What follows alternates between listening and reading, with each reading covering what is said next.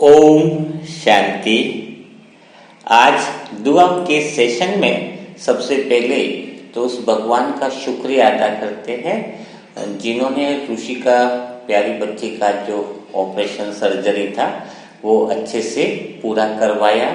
और आप सभी आत्माओं का भी ढेर सारा शुक्रिया अदा करते हैं जिन्होंने बहुत ही कह सकते हैं कि सच्चे दिल से इस बच्ची के लिए दुआएं करी। और कहते हैं ऑपरेशन था तो उनके मम्मी पापा वगैरह भी कितना थोड़ा सा होता ही ना, मन में हलचल भी आती है।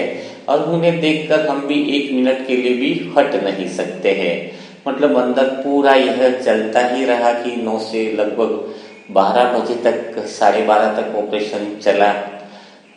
और फिर बाद में मैसेज आया कि सब कुछ ठीक हो गया है, अभी ओटी यानी ऑपरेशन थिएटर के अंदर निगरानी में है। तो बहुत सुकून मिलता है, खुशी मिलती है, परम आनंद का अनुभव होता है कि कोई आत्मा के लिए हम काम आ सके। काम आ सके का अर्थ क्या है?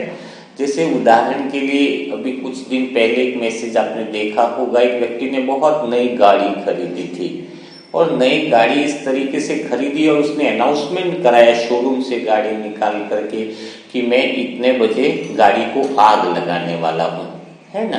तो 2 बजे तो काफी सारी पब्लिक इकट्ठी हो गई और वो जो ऑनर था गाड़ी का उसने वो कैन लेके रेडी हो गया कि मैं इसको जलाने वाला हूँ। तब काफी सारे लोगों ने उसको रोका और बोला कि अगर तुम्हें जलाना ही इससे अच्छा तो गाड़ी हमें दे दो, है ना। तो बहुत सारे लोगों ने रोका तो उसने क्या समझाया, तुम गाड़ी को क्यों जलने नहीं देना चाह रहे हो, क्योंकि गाड़ी तुम्हें बहुत कीमती लग रही है, इसलिए तुम्हें लग रहा है कि कीमती चीज खत्म हो जाएगी। इससे अच्छा है कि हम इस गाड़ी को ले लें और हम इस गाड़ी का उपयोग कर लें, है ना।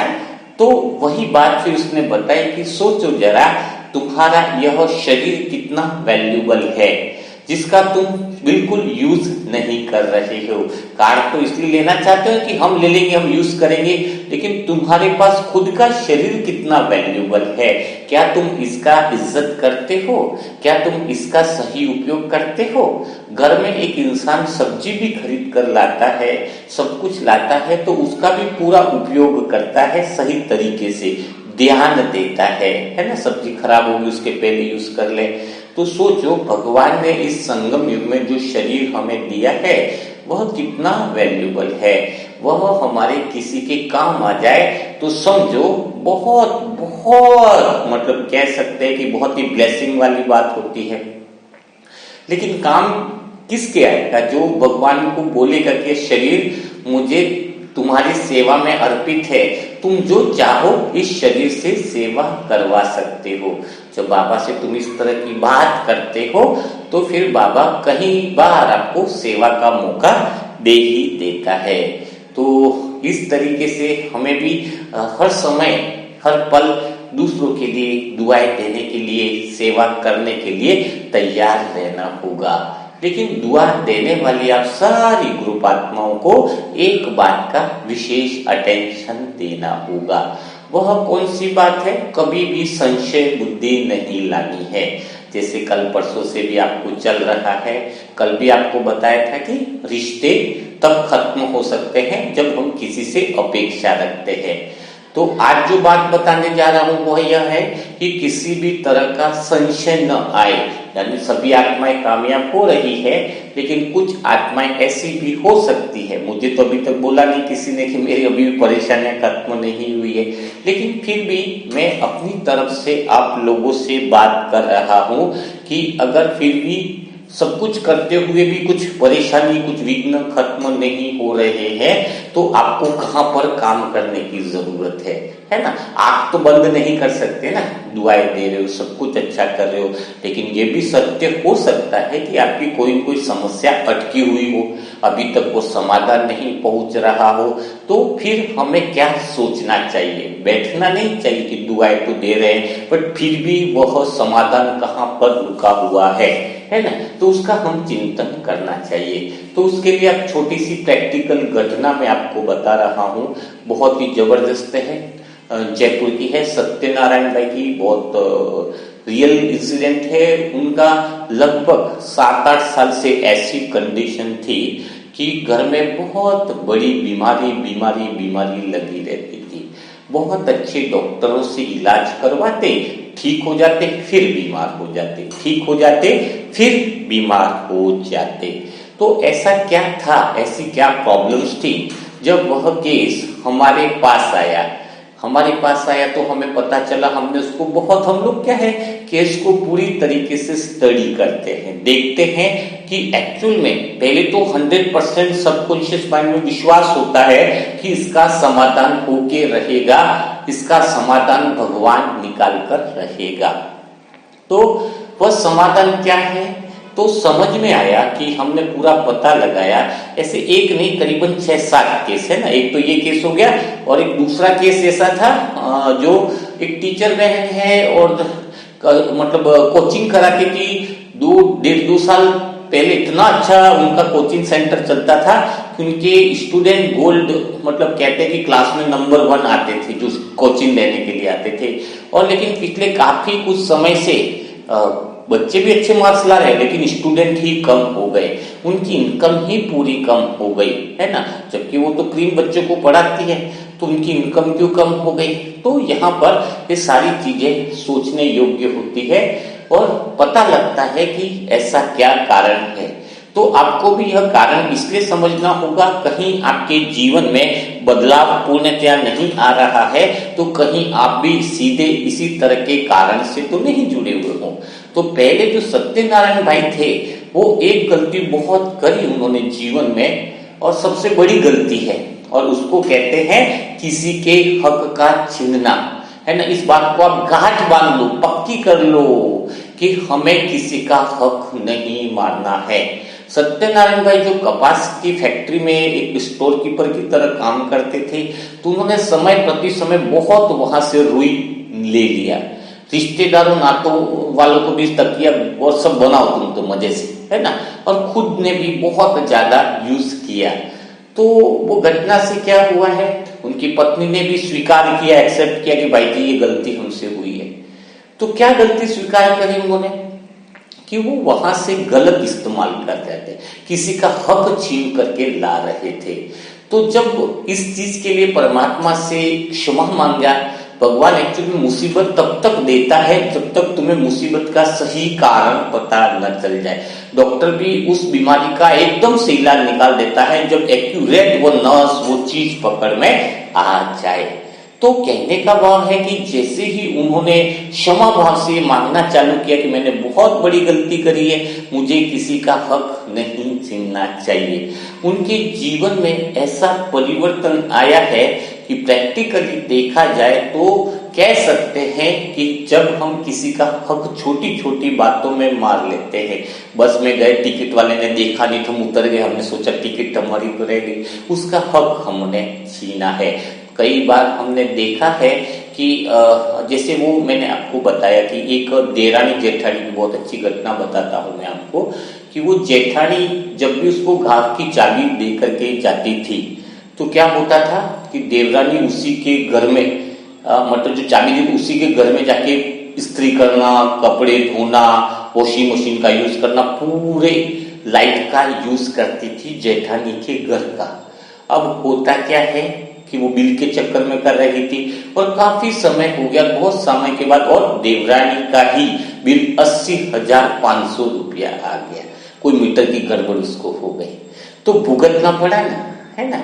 तो उसने भी एक्सेप्ट किया कि मैं जेठानी के साथ ऐसा ऐसा करती थी, उसका हक ही मार रही थी, है ना। तो हमें इस बात का हमेशा अटेंशन देना होगा कि मैं आत्मा किसी के हक का छीन तो नहीं रही हूं। अगर आप लेडीज हो तो हस्बैंड कहीं से कुछ कंपनी से कुछ उठा के ले आते हैं, किसी और का कुछ उठा करके ले आते हैं, तो वह चीजें तुम्हें नहीं लेनी है। परिवार में बहन है, ननद है, चाहे कोई भी रिलेशन है, किसी का हक तुम्हें नहीं मारना है।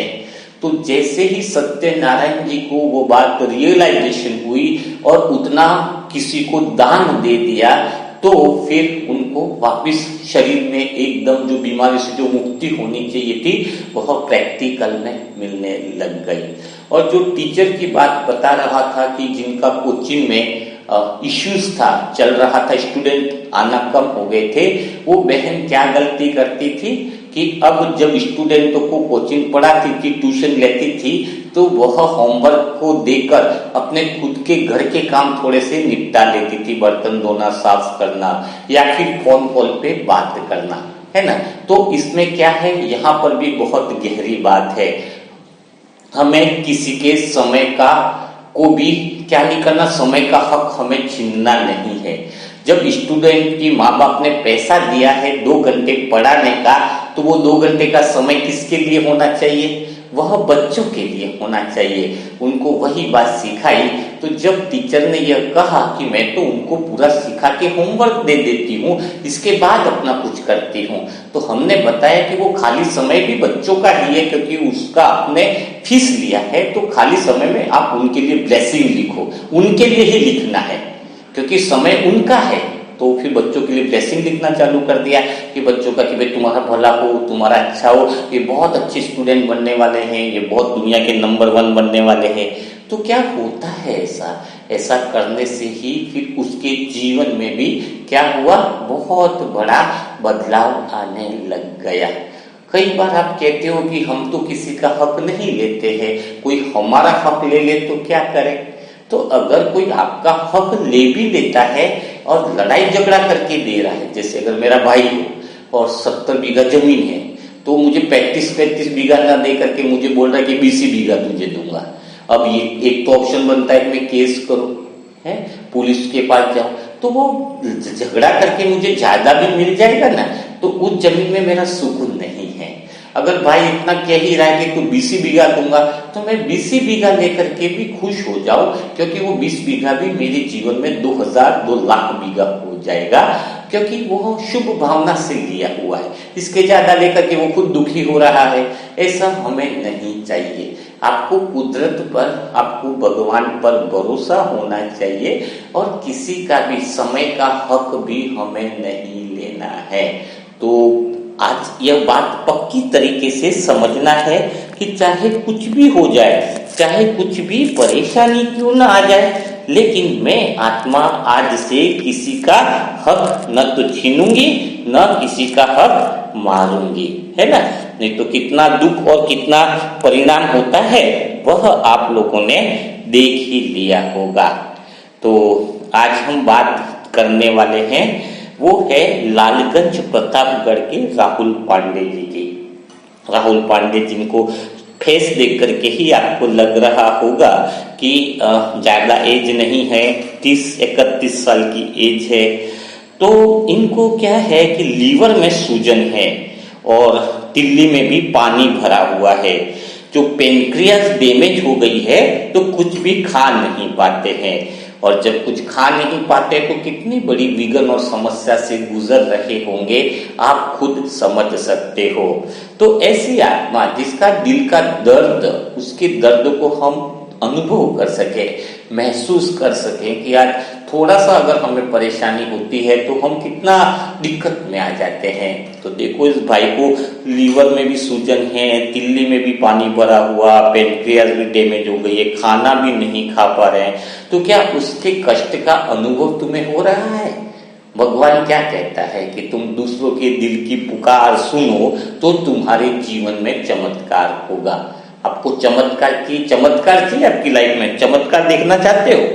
एक घटना छोटी सी बताता हूं मैं, तो आपको चमत्कार की बात समझ में आएगी। एक कंपनी में सभी कर्मचारी काम कर रहे थे, है ना। वो वहां पर एक वैभव नाम का कर्मचारी भी था, वह भी काम कर रहा था। तो वहां पर दिवाली का बोनस मिलता था, और इसके बाद वहां पर पूरे साल भर में, यानी नया साल जो होता है उसमें 100 रुपए का एक कूपन लेकर के ड्रॉ भी निकाला जाता था, और जिसको ड्रॉ खुल जाता था उसको 1 लाख रुपया नकद या फिर कोई फॉरेन, मतलब कोई भी लोकल टूर जो होता है वो टूर मिल जाता था। लगभग ज्यादा नहीं करके भी वहां पर 350 कर्मचारी थे। तो सबका ड्रॉ के लिए नाम अपना लिखना था, 100 रुपया लेना था और नाम लिखना था। तो वहां पर सभी कर्मचारी अपना नाम लिखते और ड्रॉ के अंदर नाम लिख करके डाल देते।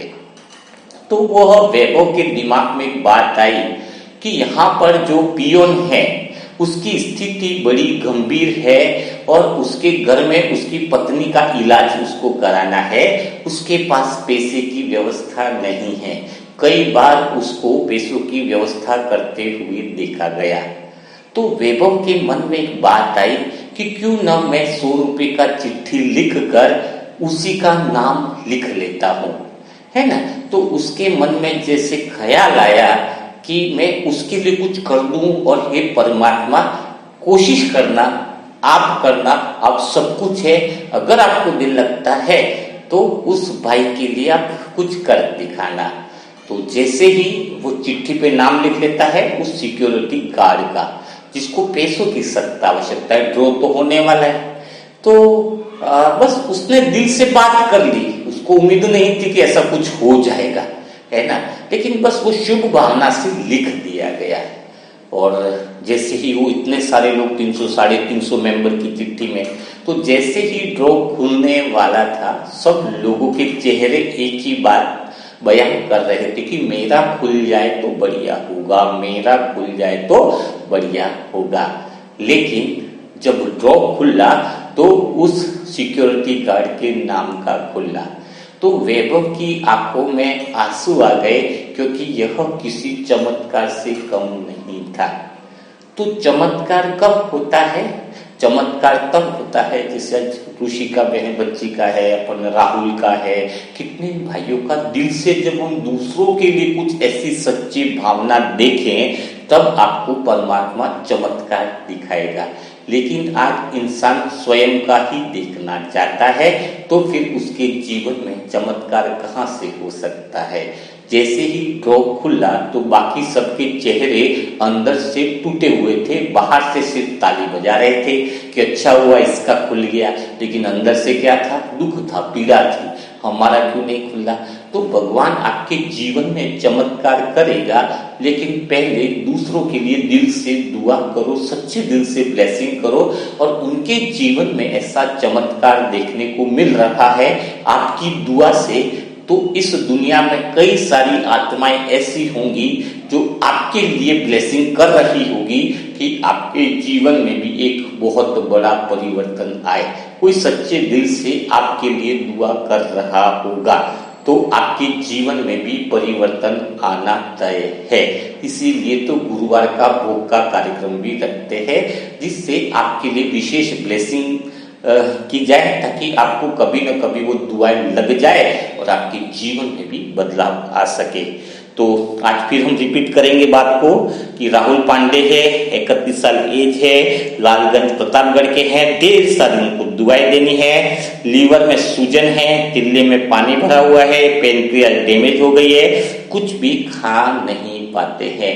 तो ऐसे सच्चे दिल से दुआ दो परमात्मा के कि उसके जीवन में चमत्कार हो जाए। किसके जीवन में? राहुल पांडे के जीवन में चमत्कार हो जाए, वो पूरी तरीके से ठीक हो जाए, और ठीक होकर के ये दुआ भी करे कि उनका मन भगवान में लग जाए, क्योंकि भगवान ही हमारा सच्चा साथी है। तो जो भी नई आत्माएं हैं जो इस ग्रुप से जुड़ना चाहती है, उनके लिए व्हाट्सएप नंबर है 7202921969। उस पे आपको नाम भी लिखना है, सेंटर का नाम लिखना है और एड्रेस भी लिखना है, तो हमें पता चलेगा। क्योंकि इतना सारी बातचीत नहीं कर पाते हैं, अभी ग्रुप बहुत बड़ा हो रहा है, तो आपको थोड़ा डिटेल लिखना है ताकि आपको ग्रुप में ज्वाइन किया जाए। तो कल फिर हम मुलाकात करेंगे ऐसे ही सेशन के साथ। तब तक के लिए सभी भाई बहनों को ओम शांति, ओम शांति, ओम शांति।